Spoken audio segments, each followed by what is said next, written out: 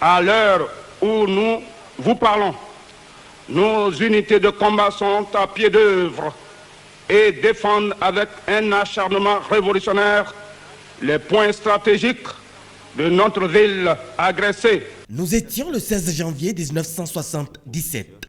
Une bande d'agresseurs conduite par le redoutable mercenaire français Bob Denard a pris d'assaut l'aéroport de Cotonou. Les points stratégiques étaient leur cible, mais ils ont échoué face à la détermination des militaires béninois avec l'appui des soldats de l'armée nord-coréenne. 43 ans plus tard, la place du souvenir à Cotonou accueille le geste de mémoire, le dépôt de gerbes.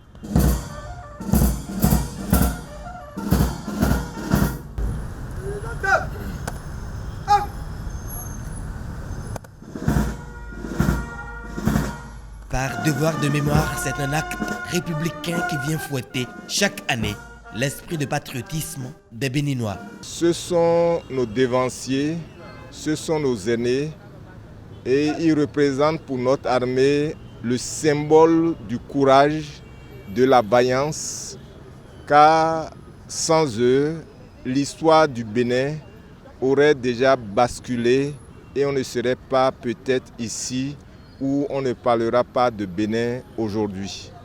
Donc c'est en mémoire de ces braves soldats. À ce dépôt de gerbes, il y avait des témoins de l'agression mercenaire, sans oublier les familles et les proches des martyrs. Un matin, on a commencé à entendre les coups de feu à partir du camp et je suis parti le chercher. C'était lui mon chef direct avec le feu capitaine Talon François et nous nous sommes mis en route pour aller rejoindre notre unité qui était à l'aéroport. Mais en route, on s'est rendu compte qu'on n'était pas suffisamment armés et nous nous sommes arrêtés au niveau du camp et on est rentré au camp pour s'armer. C'est un jour mémorable, c'est un jour de devoir. Nous sommes venus par devoir. Cette agression du 16 janvier était une coalition internationale. Beaucoup de pays ont participé à son exécution. De ces pays, je pense, si mes souvenirs sont exacts, c'est un seul qui a osé reconnaître et demander pardon. Il s'agit du Maroc. Les autres ne l'ont pas fait. Et ça me reste toujours sur ma faim avec ce qu'on a vu comme matériel de guerre que ces affreux ont amené.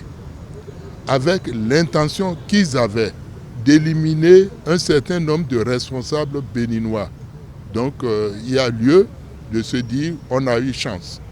Au nom de la famille Alassane Kassim et nos martyrs tombés du 16 janvier 1977, merci pour ce souvenir.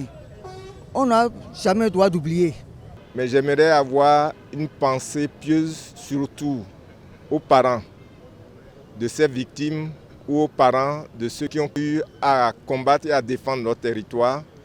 Et je souhaite à tout le monde, et je le dis bien, une année de prospérité, que nous puissions prospérer sur le plan économique, sur le plan familial, sur le plan social et sur le plan politique.